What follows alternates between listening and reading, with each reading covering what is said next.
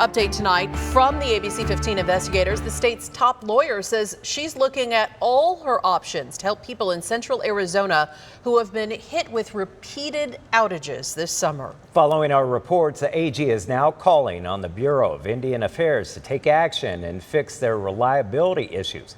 ABC15 investigator Nicole Grigg has been following this very important issue for so many of you.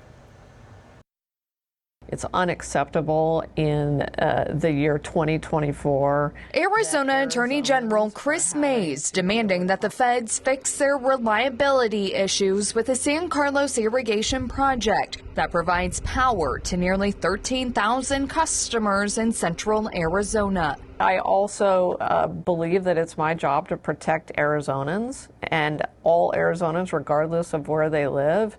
And so I decided to take this action. The Bureau of Indian Affairs looking at divesting their services.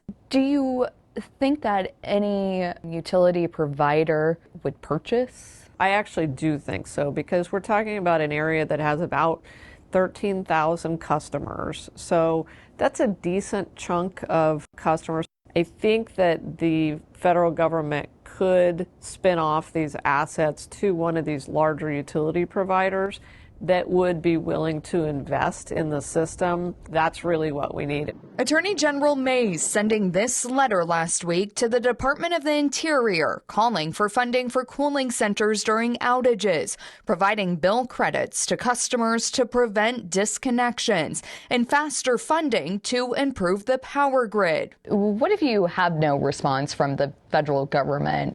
We're really sort of in the process of talking about what I'm going to do next. I think certainly I would try to get either a meeting or a phone call with the Secretary of the Interior and or the BIA. We certainly would look at our legal options, and I think the other thing that we could do is start talking to some of the utilities and asking them if they'll be more aggressive about trying to pick up the assets. How do you think that our reporting played a role? Oh, I think your reporting was really critical because we noticed it. It brought it to our attention, and it played a really important role. As soon as we saw that reporting, we started thinking about what we could do and drafted that letter very quickly. As for what's next, it would likely take federal legislation before the Bureau of Indian Affairs could start divesting the utilities. It's something that we will continue to follow. I'm investigator Nicole Grigg, ABC15 Arizona.